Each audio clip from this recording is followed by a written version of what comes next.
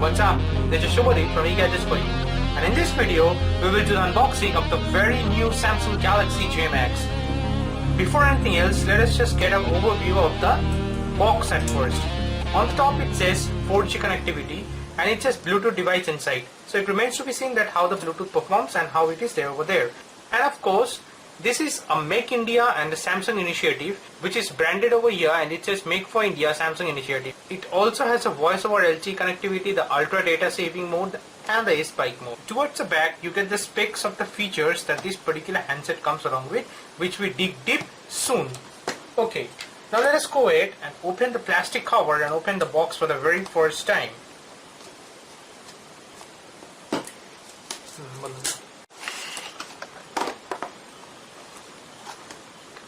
This is a phablet, as you can see. I'll just put it aside for the time being and see the other things that comes along with this particular box. As always, you get the quick start guide, which is in a sort of a book over here. And of course, you do have the SAR information, the quick start guide, the warranty cards and stuff like that. You have the wall mount charger, which is nicely built, as you can see in this particular quality of this particular charger. Of course, you have the USB charger point or the USB cable over here, which is very nicely built and the length is okay, I guess. This is a Bluetooth headset that was branded at the top of the box and you get it over here. Additionally, you also get this extra earbud just over there inside the box with this plastic. So that's very much it. These are the things that comes along with the box of the Samsung Galaxy J Max. Now let us put everything aside and dig deep into the handset first. This is a very first look of the Samsung Galaxy J Max. As you can see, this particular handset is made out of metal and towards the back you get a nice texture like finish over there. The 4000 mAh battery is sealed at the back, as you can see. Let us just switch on the handset or the phablet, better known as, for the very first time. It says Samsung Galaxy J Max powered by Android. Let me give you a physical overview of the handset at first. Towards the top you get the USB connector, the charge point, the 3.5mm jack input point, but mind you, this particular handset does not comes with any headset. You get a Bluetooth headset, so you can use your old headset or you buy a new one with this particular point.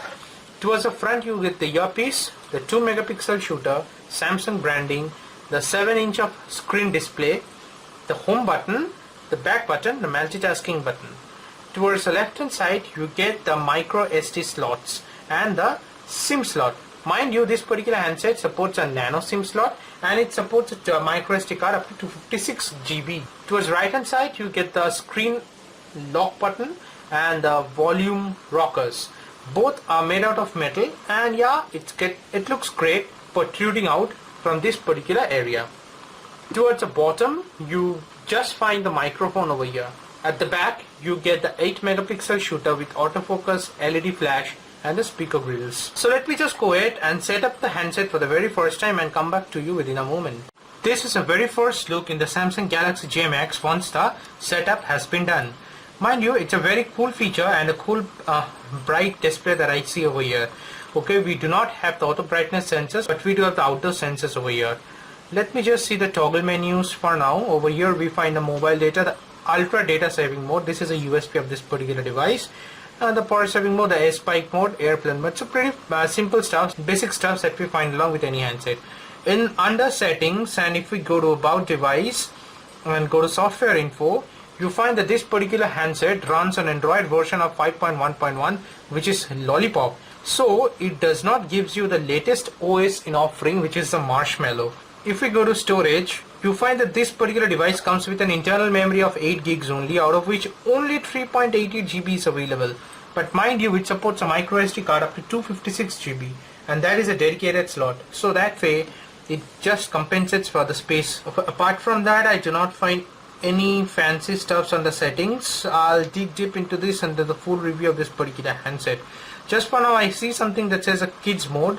I guess this particular feature will enable you for the kids mode if you want your kids to use this particular device. From a bloatware perspective, I do not find any cluster of apps whatsoever. I find the Handcom Office pre-installed over here and the Opera Max. So these are just basic stuff. So the Google Drawer is also present over here. So apart from that, there is no bloatware as such. Let me just go ahead and open the browsers for the very first time. let me just type in my wife's cooking channel for now, cookwithshonali.com. So before that, let me just tell you that the numpad and the alphabetical pads are present in one single display over here, so that is pretty much easy to use, and there are plenty of space between the alphabets, the keypads, and also the keypad is handy. Let me just hit go. This particular device runs on a Spectrum SC8830 chipset and has a quad-core processor that is clocked at 1.5 GHz with Cortex A7. It supports a GPU of Mali 400 MP2. So that way or the other, it remains to be seen with heavy usage how this particular device holds up or performs. Just for now, I can say that yeah, the performance is not that bad with initial impressions that I am getting. The pinch to zoom, yeah, it's working great. No lag whatsoever in that particular department. From a display perspective, this particular handset has a TFT capacitive touch screen with 16 of color. It has a 7-inch of screen display, so it's better referred to as a phablet. It supports a resolution of 1280 x 800 pixels and supports a 216 ppi of pixel density. It supports multi-touch, of course. These are pretty standard basic stuffs, but the display is bright, I must say. No lag, no complaint till now. Now let us just go ahead and open the camera of this particular device. This particular device of Samsung Galaxy J Max has a 8 megapixel shooter at the back with focal length of 1.f by 1.9 aperture, autofocus. It shoots video at 720p at 30 frames per second, and the front camera is a 2 megapixel shooter with focal length of f2.2 aperture. Under settings, in this particular device, you get to toggle the video size, the grid lines, location tags, review pictures, volume key functions.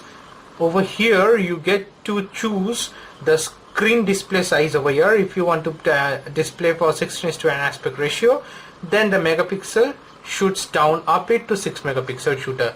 Now we do find the flash mode over here, the timer mode, and the effects mode over here. Under modes, you get the auto, the pro, the panorama, continuous shot, beauty face, sound and shot, sports mode, and animated GIF. So these are pretty standard stuffs. Let me just bring about an object and see how it takes the picture. As this particular device is autofocus, so let me just shoot a picture like that, and for the next picture I'll use tap to focus and shoot. Okay, it took the picture very fast. Let me just go ahead and see how the pictures came along for now.